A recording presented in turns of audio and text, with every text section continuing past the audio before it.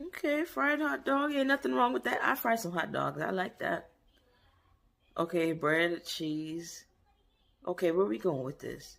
And why are they rolling out the bread? Why not just get a hot dog bun? It's already made just for the.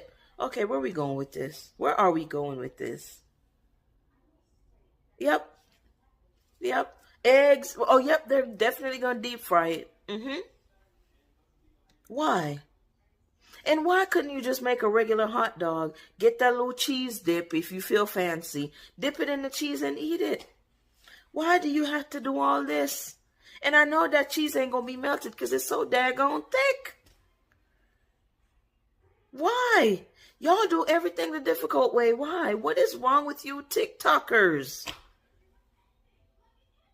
I told you it ain't gonna be melted. I'll take my regular hot dog. Thank you.